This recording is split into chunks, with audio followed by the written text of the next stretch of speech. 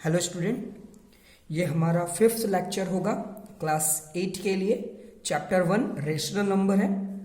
इस लेक्चर में हम लोग एक्सरसाइज 1D को सॉल्व करेंगे। तो चलिए सॉल्व करते हैं। क्वेश्चन नंबर 1 क्या है?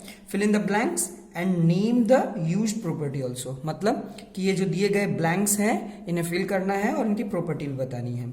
तो पहला क्या है? -6/17 into 8/19 equal to dash into -6/17। तो हम लोग पढ़े हैं कि LHS जितना होता है RHS भी उतना ही होता है, यानी दोनों LHS RHS इक्वल होते हैं। तो LHS में हमारे पास क्या है? -6/17 है। RHS में भी -6/17 है। LHS में 8/19 है, लेकिन RHS में डैश है, तो यहां पर क्या आ जाएगा? 8/19। तो LHS RHS क्या हो गया? बराबर हो गया। साथ ही साथ हमें प्रॉपर्टी भी बतानी है। तो ये कौन सी प्रॉपर्टी है? तो अगर A को B से इंटू करें और यहां पर क्या हो रहा है? B को E से इंटू करें, तो ये कौन सी प्रॉपर्टी है? ये कॉम्यूटेटिव प्रॉपर्टी है। तो यहां पर क्या हम लिखेंगे? Commutative property. ठीक है। सेकंड देखते हैं। तो यहां पर क्या है? 5/9 इंटू ब्रैकेट में क्या है? -6/17 plus 8/19 equal to 5/9 into -6/17 plus और ब्रैकेट में क्या है? 5/9 इंटू डैश। इसका मतलब अगर हम लोग पूरे RHS को LHS से देखें तो क्या हो रहा है यहाँ पर कि ये 5/9 एक बार -6/17 से मल्टीप्लाई हुआ है। तो जब 5/9 जब पहली बार -6/17 से मल्टीप्लाई हुआ तो यहाँ पर आ गया, और उसी तरीके से 5/9 जब हम क्या करेंगे? 8/19 से मल्टीप्लाई करेंगे तो यहाँ पर क्या हो जाएगा? 8/19। तो ये कौन सा प्रॉपर्टी है? ये डिस्ट्रीब्यूटिव प्रॉपर्टी है। हम जानते हैं डिस्ट्रीब्यूटिव प्रॉपर्टी में क्या होता है कि जो पहला रेशनल नंबर होता है ब्रैकेट में जो रेशनल नंबर है एक बार पहले वाले टर्म से मल्टीप्लाई होता है और फिर वही नंबर दूसरे से भी मल्टीप्लाई होता है। तो ये क्या है? हमारा डिस्ट्रीब्यूटिव प्रॉपर्टी। चलिए तीसरा देखते हैं। तो तीसरा क्या है? 6/7 इंटू 8/9 इंटू -5/13 इक्वल टू, तो देखिए LHS में हमारे पास 6/7 है, 8/9 है, -5/13 है, और RHS में क्या है? 6/7 जो कि यहां पर है 6/7, 8/9 यहां पर भी 8/9, लेकिन यहां पर डैश है तो यहां पर क्या आएगा? -5/13। ये हमारा कौन सा प्रॉपर्टी है? ये हमारा एसोसिएटिव प्रॉपर्टी है। चलिए फोर्थ नंबर देखते हैं। तो इसमें क्या है? 3/7 इंटू ब्रैकेट में क्या है? -5/9 plus 1/4 equal to 3/7 into -5/9 plus, और यहां पर क्या है कि यहां मल्टीप्लाई का साइन आएगा। ठीक है, ये थोड़ा एरर हो गया है, मल्टीप्लाई का साइन आएगा। तो 3/7 क्या हुआ? एक बार -5/9 से मल्टीप्लाई हुआ है, तो ये देखिए 3/7 एक बार -5/9 से मल्टीप्लाई हुआ। तो उसी तरह 3/7 क्या होगा? एक बार 1/4 से मल्टीप्लाई होगा। तो यहां पर क्या आएगा? 3/7 मल्टीप्लाई बाई 1/4। ये कौन सा प्रॉपर्टी है? ये एकदम बी वाला प्रॉपर्टी है, मतलब डिस्ट्रीब्यूटिव प्रॉपर्टी। चलिए अब ये देखते हैं कि यहां पर क्या है? LHS में 3/5 इंटू 0 और RHS में क्या है? 0 इंटू डैश। डैश क्या आएगा? क्योंकि LHS में 0 है, RHS में भी 0 है। LHS में 3/5 है तो RHS में भी क्या होना चाहिए? 3/5। अगर इनको मल्टीप्लाई भी करें तो क्या आ जाएगा? 0 आ जाएगा। ये कौन सा प्रॉपर्टी है? ये है मल्टीप्लिकेटिव प्रॉपर्टी ऑफ 0। ठीक है, मल्टीप्लिकेटिव प्रॉपर्टी ऑफ 0। अच्छा लास्ट बिट देखते हैं। इसमें क्या है? -15/17 इंटू 1 इक्वल टू 1 इंटू, तो LHS में देखिए 1 है, 1 किससे मल्टीप्लाई हो रहा है? -15/17। तो LHS में 1 है, RHS में भी 1 है। LHS में -15/17 है और यहां पर डैश है, तो यहां पर क्या आ जाएगा? -15/17। ठीक है, तो यहां हम लोग क्लिक कर लिया। अब यहां पर इसका क्या आएगा? ये कौन सा प्रॉपर्टी है? ये हमारा मल्टीप्लिकेटिव आइडेंटिटी है। इसे हम लोग मल्टीप्लिकेटिव आइडेंटिटी बोलते हैं। इस तरीके से क्वेश्चन नंबर 1 सॉल्व होगा।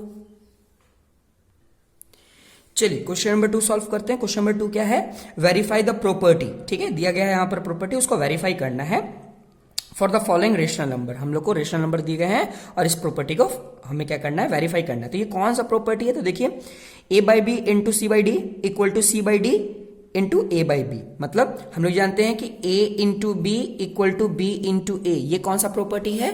तो ये हमारा कॉम्यूटेटिव प्रॉपर्टी है ना, तो हमें कॉम्यूटेटिव प्रॉपर्टी को वेरीफाई करके दिखाना है। तो चलिए देखते हैं इस क्वेश्चन को कैसे सॉल्व करेंगे। तो देखिए इस क्वेश्चन को हम लोग कुछ इस प्रकार से सॉल्व करेंगे। तो 2 का 1 देख लेते हैं। तो 3/4 एंड 5/7 ये हमारे पास कुछ रेशनल नंबर है। तो 3/4 को हम लोग क्या मान लेंगे, 3/4 को यानी 3 को हम a मान लेंगे और 4 को हम क्या मान लेंगे, b मान लेंगे यानी a/b। और 5/7 को क्या मान लेंगे, c/d। ठीक है, तो हमारा कॉम्यूटेटिव प्रॉपर्टी क्या बोलता है, कॉम्यूटेटिव प्रॉपर्टी बोलता है a/b into c/d is always equal to c/d into a/b। ठीक है, तो a/b मतलब a/b के जगह पर क्या हम लोग लिख लेंगे, क्योंकि a/b को हम लोग क्या माने हैं 3/4, तो यहाँ a/b की जगह लिख देंगे 3/4 इंटू c/d को हम लोग क्या माने हैं 5/7, तो c/d की जगह पर हम लोग मान लेंगे 5/7 इक्वल टू, अब यहां पर पहले c/d लिखा हुआ है, तो c/d का वैल्यू हम लोग क्या माने हैं 5/7, तो पहले 5/7 लिख देंगे और इंटू a/b को क्या माने हैं 3/4, तो 3/4 लिख देंगे। अब अगर क्रॉस कटता है तो काटेंगे, अगर क्रॉस नहीं कटता है तो सामने सामने हम मल्टीप्लाई करेंगे। तो 3×5 = 15, 4×7 = 28 इक्वल टू 5×3 = 15, 7×4 = 28। तो देखिए LHS जितना है RHS भी वही आ रहा है, मतलब ये हमारा क्वेश्चन क्या हो गया, वेरीफाइड हो गया, यानी ये जो आइडेंटिटी है ये क्या हो गया, वेरीफाइड हो गया। चलिए इसी का ई बीट देखते हैं। तो ई बीट में देखिए क्या है 0 एंड -5/9।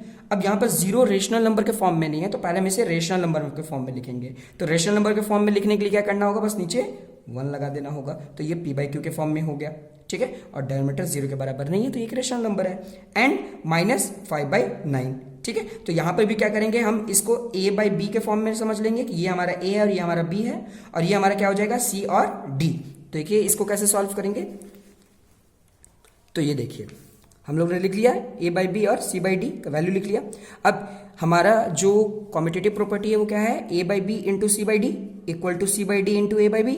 तो बस नंबर को क्या करेंगे, जनरल प्लॉट कर लेंगे। तो a/b को हम लोगों ने क्या माना था 0/1, तो a के जगह पर 0, b के जगह पर 1 इंटू का इंटू c/d को हम लोगों ने क्या माना था, c/d को c को माना था -5 और d को माना था 9, तो यहां पर क्या जाएगा -5/9 इक्वल टू c/d हमारा क्या था -5/9 इंटू a/b 0/1। मतलब जो हम लोगों ने a/b और c/d का वैल्यू माना था उसे हम बस प्लॉट कर लेंगे।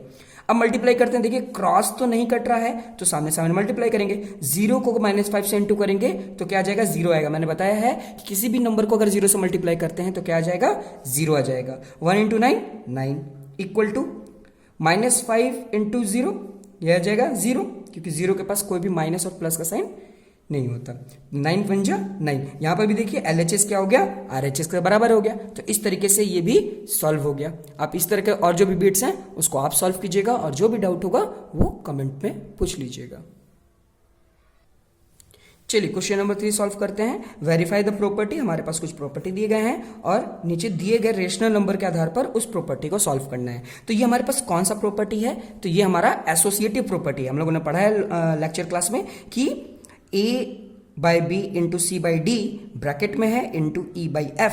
ठीक है, तो हम लोग यहां पर क्या कर रहे हैं, ग्रुपिंग कर रहे हैं। ठीक है, तो LHS में पहले 2 रेशनल नंबर को ग्रुपिंग किया गया है और RHS में बाद के 2 रेशनल नंबर को ग्रुपिंग किया गया है, लेकिन हमें वेरीफाई करना है कि क्या LHS RHS के बराबर है कि नहीं। तो चलिए स्टार्ट करते हैं, कैसे बनेगा ये सॉल्यूशन। तो देखिए क्वेश्चन नंबर 3 का पहला देखते हैं। हमारे पास 3 रेशनल नंबर है। ठीक है, कभी भी एसोसिएटिव जो प्रॉपर्टी होता है उसमें 3 रेशनल नंबर की जरूरत पड़ती है। ठीक है, तो यहां पर 3 रेशनल नंबर है। देखिए हमारे पास 1/3, 5/6 एंड -8/9। ठीक है, तो पहला वाला जो हमारे पास रेशनल नंबर है इसको हम लोग क्या मान लेंगे, a/b। देखिए हम लोग ने यहाँ पर लिखा है। दूसरे को क्या मान लेंगे हम लोग, c/d, है ना, और तीसरे को क्या मान लेंगे हम लोग, e/f। और जो हमारा एसोसिएटिव प्रॉपर्टी बोलता है हम बस उस नंबर पे क्या करेंगे, उसको प्लॉट कर देंगे। तो देखिए हमारा एसोसिएटिव प्रॉपर्टी क्या है, ब्रैकेट में a/b into c/d into bracket के बाहर क्या आ जाएगा, e/f इक्वल टू, अब ग्रुपिंग क्या करेंगे, नेक्स्ट 2 रेशनल नंबर को करेंगे। तो a/b इंटू ब्रैकेट में क्या आ जाएगा, c/d इंटू e/f। मतलब LHS में देखिए कि a/b और c/d ग्रुपिंग में है, और RHS में देखिए तो c/d इंटू e/f ग्रुपिंग में है। ठीक है, अब बस वैल्यू को सब्स्टिट्यूट करेंगे। तो a/b हम लोग किससे माना था, हम लोगों ने 1/3 को माना था, तो a बाई वी की जगह पर क्या लिख लेंगे 1/3 इंटू c बाई डी किसे माना था, तो c बाई डी देखिए हम लोग 5/6 को माना है, तो ये रहा हमारा 5/6, तो यहाँ पर c बाई डी की जगह पर 5/6 लिख लेंगे, ये ग्रुपिंग हो गया। इंटू अब ब्रैकेट के बाहर पर e बाई एफ हम लोगों ने किसको माना था -8/9, तो यहाँ पर क्या लिख दिया -8/9 इक्वल टू, अब देखिए a बाई बी जो है वो बाहर में है, तो a बाई बी हम लोगों ने क्या माना था 1/3, तो 1/3 लिख दिया। इंटू अब ग्रुपिंग में क्या करेंगे कि c by D into e by F रखेंगे, तो c बाई डी क्या था 5/6, तो 5/6 लिखा गया है, इंटू का इंटू, और e बाई एफ क्या है हमारा -8/9। ठीक है, अब सॉल्व करेंगे, तो कभी भी सॉल्व करेंगे तो एसोसिएटिव प्रॉपर्टी में क्या करते हैं, पहले ग्रुपिंग को सॉल्व करते हैं। ठीक है, तो क्रॉस अगर कटता है तो कटेगा, नहीं कट रहा है, नहीं रिड्यूस हो रहा है, तो हम सामने सामने इंटू करेंगे। तो देखिए ये नहीं कट रहा, तो 1 5 जा 5, 3 6 जा 18 यहां पर लिख दिया, इंटू का इंटू -8/9 इक्वल टू, अब यहां पर देखिए 1/3 को तो वैसे ही लिखेंगे, ये ग्रुपिंग में है, देखिए क्रॉस कट रहा है तो काटेंगे, नहीं कट रहा है तो सामने सामने इंटू करेंगे। तो देखिए वैसे ये तो कट रहा है 2 के टेबल से, लेकिन हम लोगों ने पहले क्या कर लिया, मल्टीप्लाई कर लिया, तो 5 8 जा 40, 6 9 जा 54। ठीक है, अब देखिए यहां पर अब हम लोग काटते हैं, तो ये देखिए 8 और 18 ये दोनों ही सेम टेबल से आएगा, यानी 2 के टेबल में भी 8 आता है और 2 के टेबल में 18 भी आता है, तो 2 4 जा 8 होता है, तो यहां पर हम लोगों ने 4 लिख लिया, और 2 9 जा 18 होता है, तो यहां पर हम लोगों ने 9 लिख लिया। अब ये नहीं कट रहा है कोई भी, तो अब सामने इंटू कर देंगे, तो 5 इंटू 4, अब ये 8 नहीं लिखेंगे क्योंकि अब ये रिड्यूस हो गया, छोटा हो चुका है ना, 8 की जगह पे क्या आ गया 4 आ गया, वो भी माइनस के साथ। ठीक है, और ये 18 की जगह पर क्या आ गया 9 आ गया, तो अब सामने सामने इंटू करते हैं, तो 5 4 जा 20 माइनस के साथ, और 9 9 जा क्या आ जाएगा 81। ठीक है, इक्वल टू, अब यहां पर देखिए क्या ये लोग क्रॉस कट रहे हैं, तो बिल्कुल नहीं कट रहे। ठीक है, जब नहीं कट रहे हैं तो सामने सामने मल्टीप्लाई कर लेते हैं। ठीक है, तो 1 को जब 40 से मल्टीप्लाई करेंगे तो क्या आ जाएगा -40। ठीक है, और 3 को जब 54 से मल्टीप्लाई करेंगे तो क्या आ जाएगा 162। ठीक है, अब देखिए क्या ये दोनों डिड्यूस हो रहा है, क्या ये दोनों छोटा हो रहा है, तो बिल्कुल 2 के टेबल में दोनों आता है, तो 2 के टेबल में अगर हम इसको काटे तो कितना आ जाएगा, ये 20 आ जाएगा, और 2 के टेबल में इसको काटे तो क्या आ जाएगा 81। ठीक है, तो देखिए LHS और RHS दोनों क्या हो गया, सेम हो गया। तो इस तरीके से आप LHS और RHS को सॉल्व कर सकते हैं, वेरीफाई कर सकते हैं। आप इस तरह के क्वेश्चंस को और भी सॉल्व कीजिए, और जो भी डाउट है आप जरूर पूछ लें। चलिए क्वेश्चन नंबर 4 सॉल्व करते हैं। क्वेश्चन नंबर 4 क्या है, वेरीफाई द प्रॉपर्टी। ये कौन सा प्रॉपर्टी है, तो ये डिस्ट्रीब्यूटिव प्रॉपर्टी है। तो क्वेश्चन नंबर 2 में देखे थे, क्वेश्चन नंबर 2 में हम लोग क्या किए थे, कॉम्यूटेटिव प्रॉपर्टी को सॉल्व किए। ठीक है, क्वेश्चन नंबर 3 में हम लोग कौन सी प्रॉपर्टी को सॉल्व करना सीखे, कॉम्यूटेटिव के बाद हम लोग एसोसिएटिव, क्वेश्चन नंबर 3 में एसोसिएटिव को सॉल्व करना सीखे, और क्वेश्चन नंबर 4 में हम लोग डिस्ट्रीब्यूटिव, जो हमारा डिस्ट्रीब्यूटिव प्रॉपर्टी है उसको वेरीफाई करना सीखेंगे। तो चलिए इस क्वेश्चन को कैसे करेंगे, क्वेश्चन नंबर 4 का पहला पार्ट देखते हैं। तो देखिए इसमें भी यही होगा, इसमें भी 3 रेशनल नंबर दिए गए हैं। ठीक है, पहले वाले को क्या मान लेंगे a बाई बी, दूसरे को c बाई डी, और तीसरे को e बाई एफ, जैसे यहां पर लिखा हुआ है। ठीक है, अब हमारा डिस्ट्रीब्यूटिव प्रॉपर्टी क्या होता है कि LHS में क्या है a by b into bracket में क्या है c by d plus e by f. ठीक है, RHS में क्या होता है कि ये a बाई बी पहले मल्टीप्लाई होगा c बाई डी के साथ, ये देखिए यहां पर। ठीक है, और ये प्लस का साइन यहां पर आ जाएगा, और फिर ये a बाई बी मल्टीप्लाई होगा e बाई एफ के साथ, ये देखिए a by b into e by f. अब बस वैल्यू को सब्सिट्यूट कर देंगे, मतलब जहां पर a बाई बी है उस a बाई बी की जगह पर हम लोग वैल्यू लिख देंगे -3/4। तो देखिए a बाई बी यहां पर लिखा है, तो हम लोगों ने क्या लिख दिया -3/4, मल्टीप्लाई का साइन दे दिया है, ब्रैकेट में c बाई डी को क्या माना है 2/3, तो 2/3 लिख दिया है, प्लस का प्लस, और e बाई एफ की जगह पे क्या लिख दिया है -5/6, यहां पर -5/6 है। उसी तरीके से RHS में भी किया है। ठीक है, इस तरीके से हम लोग क्या करेंगे, वैल्यू को सब्स्टिट्यूट कर देंगे। सब्स्टिट्यूट करने के बाद ये देखिए a by b into c by d, तो a बाई बी क्या है 3/4, तो 3/4 लिख दिया, इंटू सी बाई डी क्या है 2/3। देखिए क्रॉस अगर कट रहा है तो काट देना है। ठीक है, तो ये देखिए यहां पर ये कट रहा है कि 3 1 बार में, यहां पर भी 3, तो ये क्या जाएगा, यहां पर 1 आ गया। वैसे ये भी कट रहा था, तो आप चाहे तो काट सकते हो, और नहीं तो आप आगे ऐसे ही सॉल्व कर सकते हो, कोई दिक्कत नहीं है। तो 1 2 जा क्या हो गया -2, और 4 1 जा 4 हो गया, प्लस का प्लस। अब देखिए ये भी कट रहा है, यहां पर 3 के टेबल्स कट रहा है, यहां पर 2 बार में, तो यहाँ क्या 3 1 जा 3 और 3 2 जा 6, तो अब हमारे पास यहाँ पर 1 आ गया और यहाँ पर 2 आ गया। तो 1 को जब 5 से मल्टीप्लाई करेंगे तो क्या जाएगा, यहाँ पर माइनस है। ठीक है, तो यहाँ पर माइनस आ जाएगा। ठीक है, -5। ठीक है, 4 2 से क्या आ जाएगा 8 हो जाएगा। ठीक है, तो देखिए ये -5 और ये माइनस, यहां पर भी माइनस है तो माइनस माइनस क्या हो जाएगा, प्लस हो जाएगा। तो इस 5 को जब 1 से मल्टीप्लाई करेंगे तो यहां पर +5 आएगा, ठीक है। और 4 2 जा क्या आ जाएगा, 8 आ जाएगा, ठीक है। तो यहां पर माइनस नहीं आएगा, यहां पर पॉजिटिव आएगा क्योंकि ये माइनस माइनस कैंसिल हो जाएगा, ठीक है। अब आगे सॉल्व करते हैं। तो यहां पर क्या है, 3/4 इंटू ब्रैकेट में क्या आ रहा हमारे पास, ये देखिए ब्रैकेट को पहले सॉल्व करते हैं तो दोनों का एलसीएम लेंगे। तो 3 और 6 का एलसीएम क्या आएगा, 6 ही आएगा। 3 का टेबल कितने टाइम्स में 6 आता है, 2 टाइम्स में, और ऊपर वाले को मल्टीप्लाई करेंगे, ठीक है, यहाँ पे लिख दिए। अब प्लस माइनस क्या होता है, प्लस माइनस यहाँ माइनस होता है इसलिए माइनस लिख दिया हम, ठीक है। 6 का टेबल कितनी बार में 6 आता है, 1 टाइम्स में, इंटू 5, ठीक है। ये सॉल्व हो गया। इसको और अगर सॉल्व करते हैं तो क्या हो जाएगा, 3/4 का 3/4 लिख दिया, इंटू का इंटू, 2 2 जा 4 माइनस और 1 5 जा 5, ठीक है, और नीचे 6 का 6। अब इन दोनों को सॉल्व करेंगे तो -1 आ जाएगा, -1/6, और यहां पर क्या जाएगा, -3/4। क्रॉस कट रहा है तो काटिए, 3 1 जा 3, 3 2 जा 6। माइनस माइनस क्या होता है, प्लस होता है। 1 को 1 से मल्टीप्लाई करेंगे तो आ जाएगा 1, और 4 2 जा 8 हो गया, तो यानी 1/8 आ गया। अब यहां सॉल्व करते हैं तो देखिए यहां पर हम लोग क्रॉस मल्टीप्लाई करके -2/4 प्लस 5/8 लिया है, ठीक है। अब इन दोनों का क्या करेंगे, एलसीएम लेंगे। तो 4 और 8 का एलसीएम क्या आएगा, 8।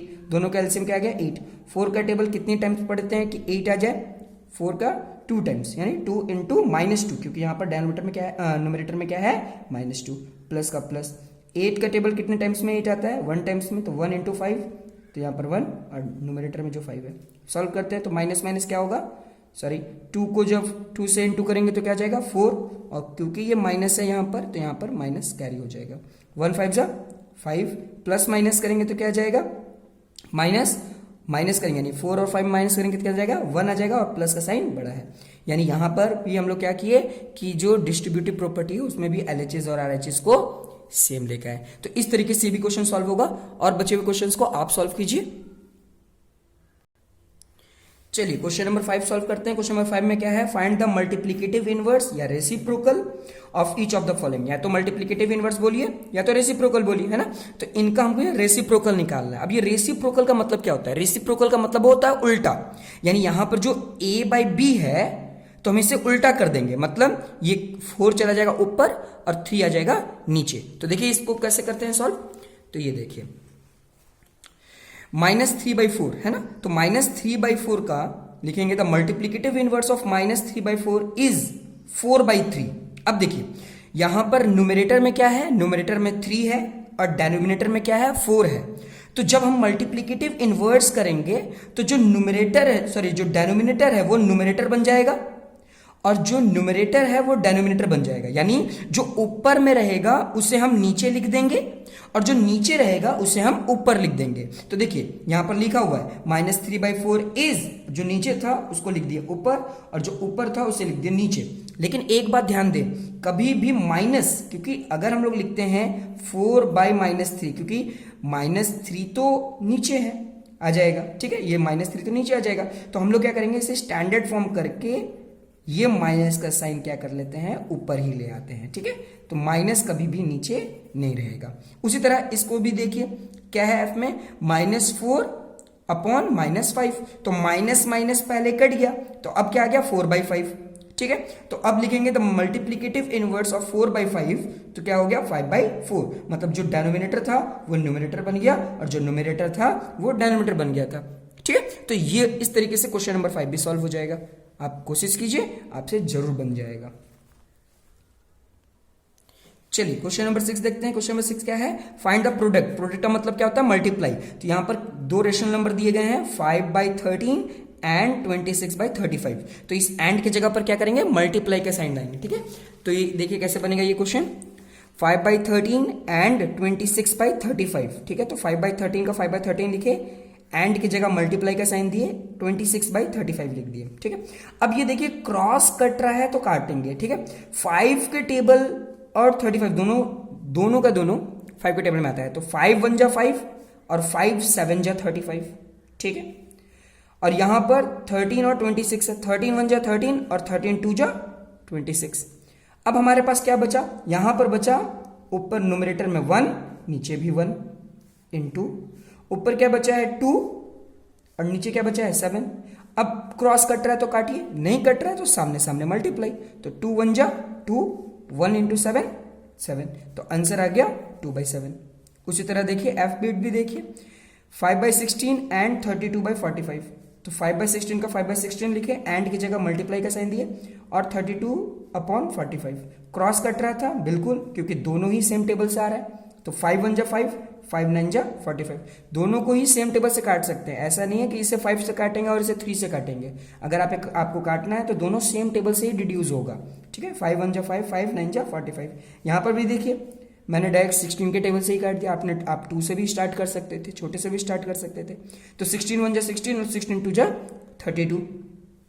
अब 1/1 यहाँ पर, क्योंकि न्यूमरेटर में 1 बचा है, डिनोमिनेटर में भी 1 बचा है, तो इसलिए वैसे लिख दिया। इनटू का इनटू, न्यूमरेटर में क्या बचा 2 और डिनोमिनेटर में क्या बचा 9। अब ये क्रॉस नहीं कट रहा तो सामने सामने मल्टीप्लाई करेंगे, तो 1 इंटू 2 2, 1 इंटू 9 9, ठीक है। तो इस तरीके से क्वेश्चन नंबर 6 भी सॉल्व हो जाएगा। चलिए क्वेश्चन नंबर 7 सॉल्व करते हैं। इसमें सिंप्लीफाई करना है।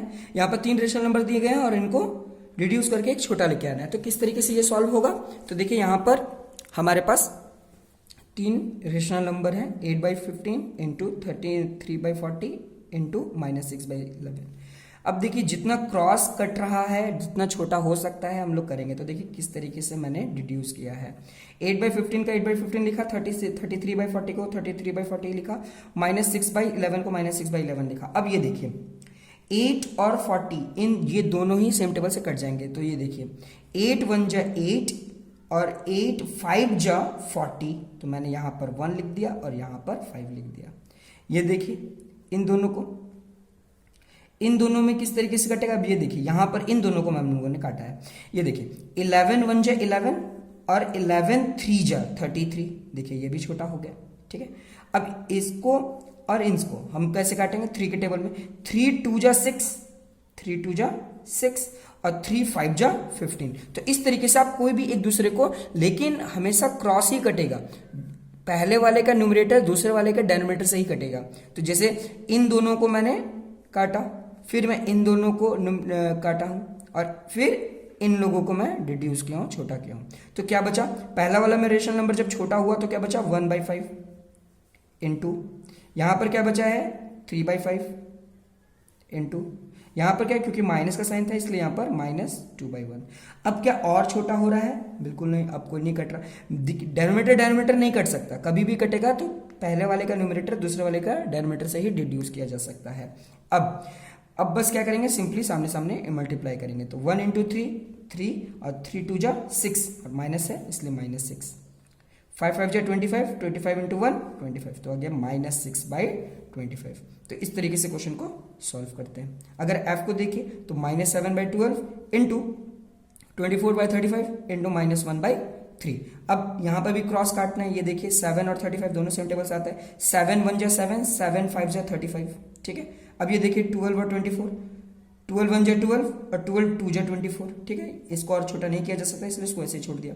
तो क्या बचा हमारे पास, यहाँ पर देखिए माइनस था इसलिए यहाँ पर ये माइनस आएगा, ठीक है। तो -1/1 इंटू 2/5, ये देखिए 2/5 बचा था और ये तो -1।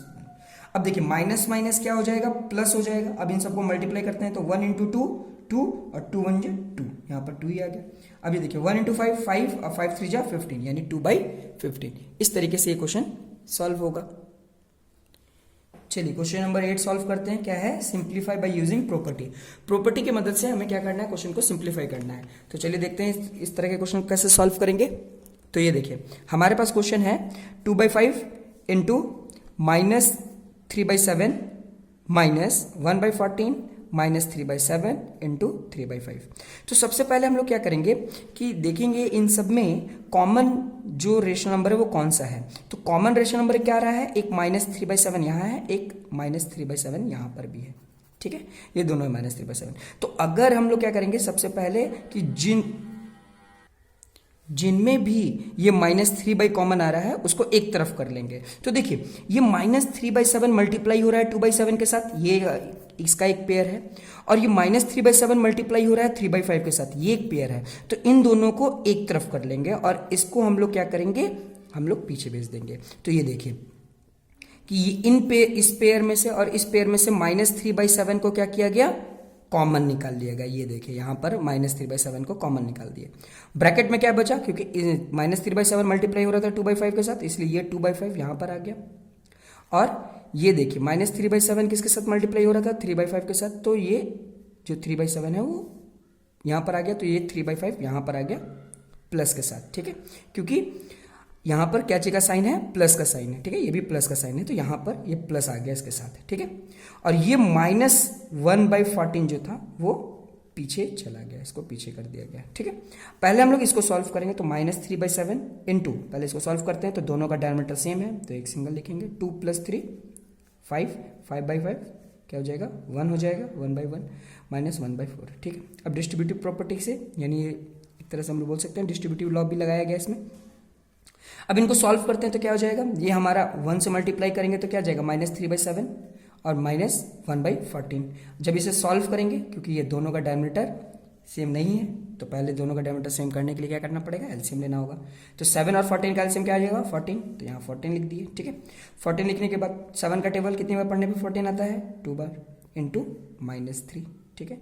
जैसे नॉर्मली एलसीएम से सॉल्व करते हैं वही कर रहे हैं, 14 × 1 = 14 और ऊपर वाले से मल्टीप्लाई कर रहे हैं, 2 × 3 = 6, लेकिन माइनस का साइन था, यहाँ पर माइनस आ जाएगा, ये माइनस यहाँ पर 1 × 1 = 1, माइनस माइनस क्या होता है, माइनस माइनस होता है प्लस, यानी दोनों को प्लस करेंगे तो आगे, लेकिन माइनस का साइन बड़ा है तो यहाँ पर आ जाएगा। क्या ये छोटा हो रहा है, तो हाँ 7 के टेबल में न्यूमरेटर डेनोमिनेटर दोनों कट रहा है, 7 × 1 = 7 और 7 × 2 = तो यहाँ क्या आंसर, -1/2। इस तरीके से ये क्वेश्चन सॉल्व होगा।